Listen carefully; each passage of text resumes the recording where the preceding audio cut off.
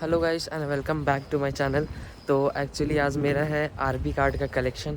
जिन लोगों को RP card नहीं पता एक्चुअली क्या होता है कि जब हमें वीज़ा मिलता है लाइक आप जर्मनी आओगे वीज़ा एक्सटेंड कराओगे तो आपका जो लंबा वीज़ा हो तो वो वीज़ा जब आपको मिलता है तो वो एक्चुअली पासपोर्ट पे छप के नहीं आता वापस से, तो उसके लिए कार्ड मिलता है आरपी कार्ड। वो मेरा कलेक्शन है।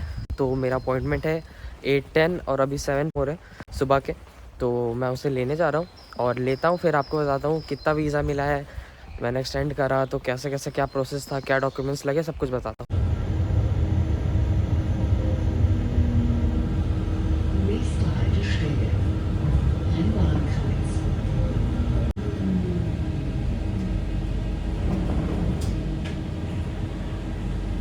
Linie 10 in Richtung Soltauer Straße. So guys, ये है जो आप पीछे बिल्डिंग देख रहे हैं, ये है आउसलैंडर बियोडे दी फॉरेन ऑफिस का बिल्डिंग। और मुझे मिल चुका है मेरा आरपी कार्ड और साथ ही जो भी मिला लाइक वर्क परमिट वगैरह सब कुछ आपको दिखाता हूँ घर पहुँचने के बाद।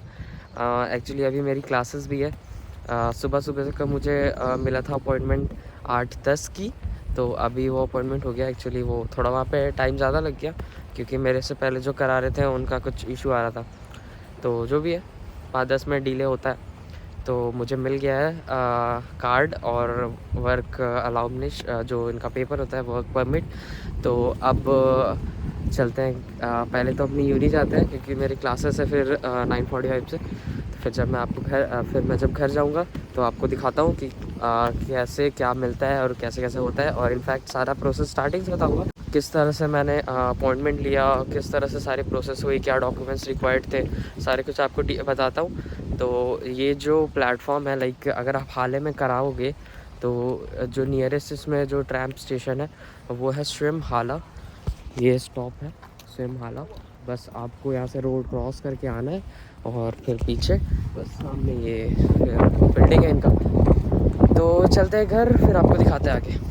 So guys, I got my RP card, residence permit of Germany. So guys, आपको मैं स्टार्टिंग से बताता हूँ मेरा अब तक कैसे रहा। लाइक मैं जर्मनी आया था 4 जुलाई 2023 को, ठीक है। तो मैं जब आया था तो इंडिया में उस वक्त 6 मंथ का वीज़ा मिलता था। अभी इसलिए मैं ये इसको हाईलाइट कर रहा हूँ क्योंकि अब क्या हो रही है कि आपको 1 साल का वीज़ा मिल रहा है इंडिया से डायरेक्टली।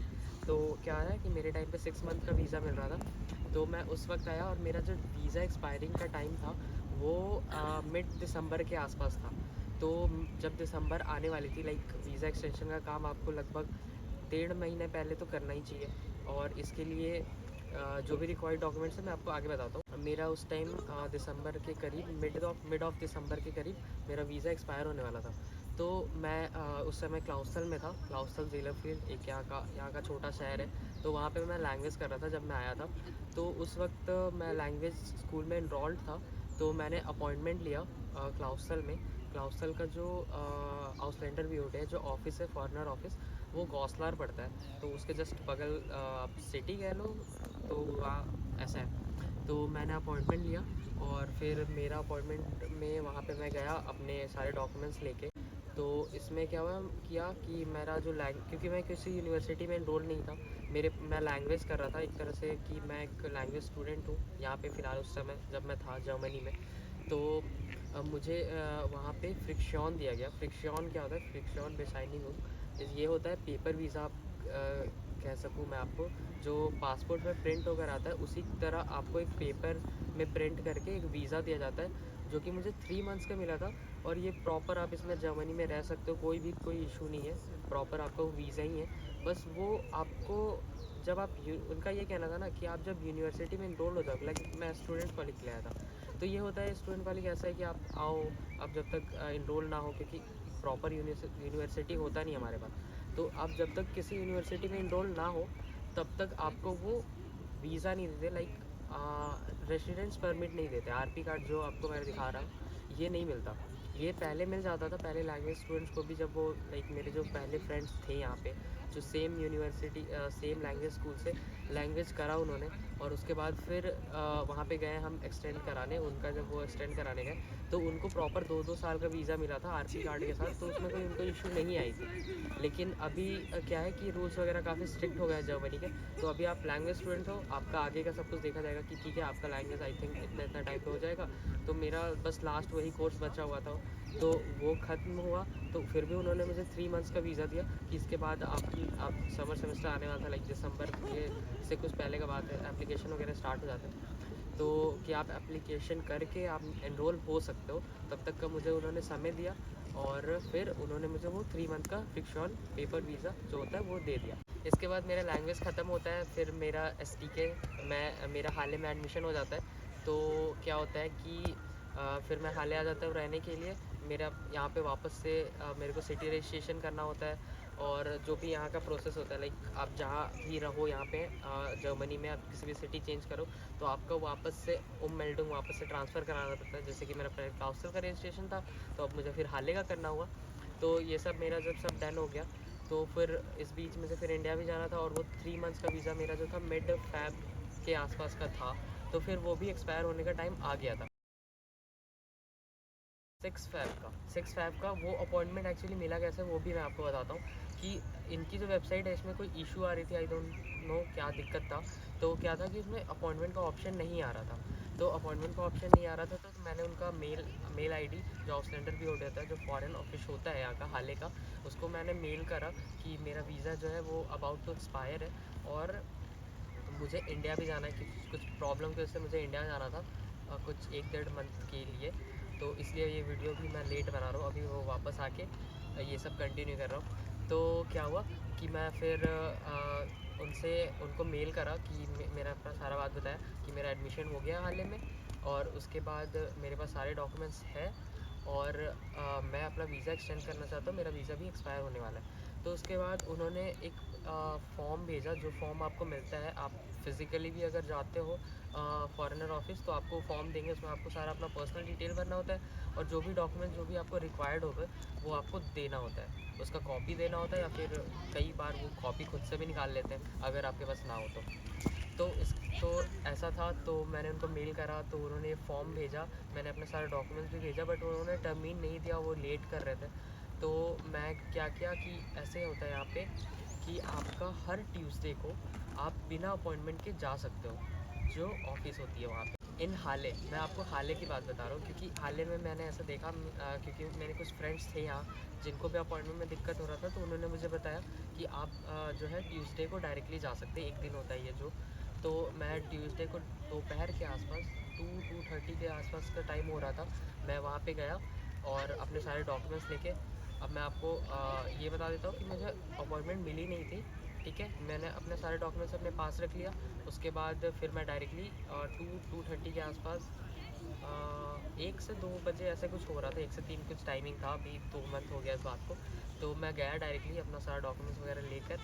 क्या डॉक्यूमेंट्स लेकर गया, तो सारे जो डॉक्यूमेंट्स थे, अपना पासपोर्ट जो मेरा पुराना फ्रिक्शन था, फिर मेरा इस घर का जहाँ मैं रह रहा था वहाँ का कॉन्ट्रैक्ट, फिर घर करने के बाद आपको यहाँ पे जो अनमेंडो सिटी रजिस्ट्रेशन कराना होता है उसका पेपर, उसके अलावा फिर ब्लॉक्ड अकाउंट स्टेटमेंट, और आपका जो यूनिवर्सिटी का जो आपको ऑफ़र लेटर मिला है, अनकंडीशनल ऑफ़र लेटर, जो आपका क्लास स्टार्ट होने वाला है वो फाइनलाइज वाला, सारा कुछ लेकर मैं वहाँ पे चला गया।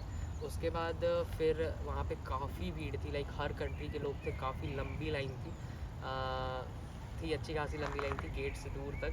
तो मैं लाइन में खड़ा हो गया, और मेरा टाइम आते आते शायद 6 बजे के आसपास कुछ बंद होता है, 4-5-6 बजे कुछ बंद होता है ये ऑफ़िस, मुझे एग्जैक्ट टाइम पता नहीं है। तो मैं वहाँ पे मेरा एकदम लास्ट में बारी आया था कि मेरे बाद बस ख़त्म हो गया था।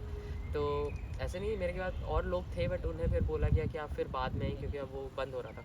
तो मेरा लकीली हो गया था उस दिन। तो फिर मैं वहाँ पे गया, वहाँ पे इंग्लिश में तो मैं नहीं बोलूँगा कि वो बात करते हैं, लाइक क्योंकि मेरा जो वीज़ा ऑफिसर था वो इंग्लिश में नहीं बात कर रहा था, तो कोई इशू नहीं थी। मेरा काम हो गया, जर्मन में मैं बात कर पा रहा था। तो फिर मैंने अपना सारा डॉक्यूमेंट दिखाया और उनको मैंने बता दिया, क्योंकि मेल में मैंने अपना सारा प्रॉब्लम उन्हें बता दिया था कि हाँ मेरे को इंडिया जाना है, इंडिया का मैंने टिकट भी बुक कर रखा था, तो वो भी मैंने दिखा दिया था कि हाँ इंडिया का मैं इस टाइम को जा रहा हूँ, इस टाइम को वापस आ रहा हूँ, राउंड टिकट थी मेरी, तो मैंने सब कुछ उनको शो कर दिया था।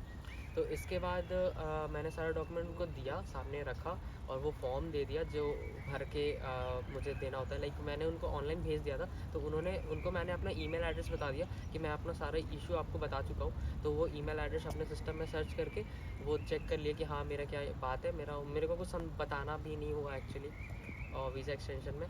और उनको उनके पास सारा डिटेल पहले से भी होता है कि हम कब आएँ, क्या है मेरा, हमारे पास कौन सा वीज़ा है, सब कुछ। तो इसके बाद फिर उन्होंने कहा कि ठीक है, उन्होंने प्रिंट करके दे दिया जो फॉर्म मैंने कराया था। फिर उसमें कुछ सिग्नेचर्स वगैरह लिए अलग अलग जगह, फिर एक फ़ोटो मेरा लिया, उसमें भी पीछे सिग्नेचर वगैरह लिया, उसको स्टिक कर दिया सेम उसी फॉर्म पर। उसके बाद फिर उन्होंने अब देखिए इसमें प्रॉब्लम क्या था कि मेरे को कुछ दिन में इंडिया निकलना था, और आरपी कार्ड जो मिलता है वो 1 मंथ मिनिमम लगता है उस कार्ड को बनने में, उसके बाद फिर वो मिलता है। तो अब मेरा वीज़ा भी मिड में एक्सपायर होने वाला था, और लाइक मैं इंडिया गया था 12 फ़ैब को, मेरा वीज़ा एक्सपायर शायद 22 या 23 फ़ैब को होने वाला था। तो अब मैं चला जाता नॉर्मली बिना एक्सटेंड कराए, तो फिर मैं वापस आने के लिए मुझे इंडिया से फिर से वीज़ा लगाना पड़ता, तो ये एक इशू था। इसके वजह से ही मैं जल्द से जल्द एक्सटेंड कराना चाहता था। तो फिर मैं वहाँ पे उनको ये बात बता दिया था, मैंने टिकट्स भी दिखाया था, तो उन्होंने मुझे फ्रिक्शन ही दिया वापस से। कुछ टाइम का दिया था, वही 2-3 मंथ का ही दिया था। और लेकिन नहीं, मैं जब इंडिया से आने वाला था हाँ 30 मार्च तक का उन्होंने दिया था। तो आप देख लो, मैं 6 फ़ैब को गया था एक्सटेंड कराने, और 30 मार्च को उन्होंने मुझे 30 मार्च तक का उन्होंने दिया, क्योंकि मेरा जो राउंड टिकट था, रिटर्न डेट था, वो 21 मार्च का था, मैं वापस जर्मनी जब आ जाता, ठीक है। तो उन्होंने मुझे फ्रिक्शन बना कर दिया, जो कि नेशनल पास था, उसमें लिखा हुआ था नेशनल राज्य पास, ऐसे कुछ लिखा हुआ था कि ये आज से आप जाकर आ भी सकते हैं। मैंने उनको पूछ भी लिया था, कंफर्म भी कर लिया था कि मैं इससे जाकर इंडिया वापस आ सकता हूँ ना, तो उनका कहना था हाँ आप जाकर आ सकते हैं, उसमें कोई इशू नहीं है। और ख़ुद से ही वीज़ा एक्सटेंड करके उन्होंने पेपर दे देते हैं वो कि हाँ आपका वीज़ा इस समय आपने कराया, ये इस तक अलाउड है, और इसमें आपका जो भी जॉब वॉब का जो आपका परमिट होता है वो सब कुछ उस पेज में, एक A4 साइज़ पेपर में सब कुछ लिखा होता है कि आपको क्या क्या इसमें मिल रहा है, ठीक है। तो वो उन्होंने मुझे वो पेपर दे दिया।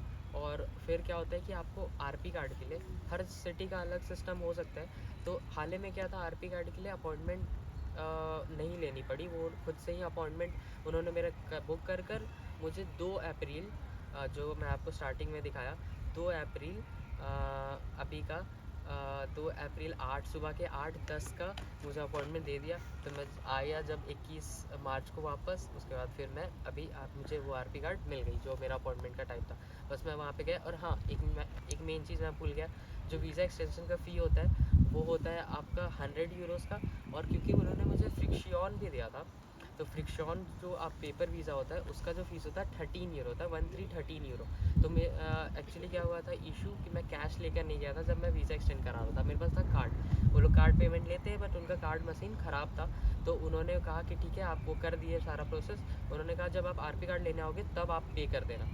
तो मुझे 113 यूरो जब मैं अभी आरपी कार्ड लेकर आ रहा हूँ तो मुझे ये पे करना होगा। तो गाइज़ ये मेरा पूरा एक्सपीरियंस था, जो मैं 4 जुलाई 2023 को जर्मनी आया, और अभी जो मैं वीडियो रिकॉर्ड कर रहा हूँ मुझे आरपी जो मिल गया है अभी, ये 2 अप्रैल जो हो रहा है, ठीक है।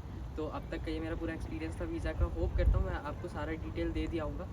अगर आपको कोई डाउट है तो आप उसको कमेंट करके ज़रूर पूछ सकते हैं। और ये मस्ट नहीं है कि आपको 2 साल का वीज़ा मिलेगा या फिर कितना का मिलेगा, वो कम्प्लीटली आपके वीज़ा ऑफिसर पे डिपेंड कर सकता है। आपका personally case to case vary कर सकता है, क्योंकि आपका डॉक्यूमेंट्स क्या होगा, आपका कोर्स कितने टाइम का होगा, वीज़ा ऑफिसर का मन क्या है, आपके पास पैसा कितना है, वो बहुत ज़्यादा मैटर करता है। तो इसमें ये कुछ फ़िक्स नहीं है। लाइक मेरे कुछ फ्रेंड्स को 1 साल का भी वीज़ा मिला है, किसी को 1.5 साल का भी मिला है, तो 2 साल का मुझे मिला। 2 साल से ज़्यादा का मैं किसी का नहीं देखा एसटीके में।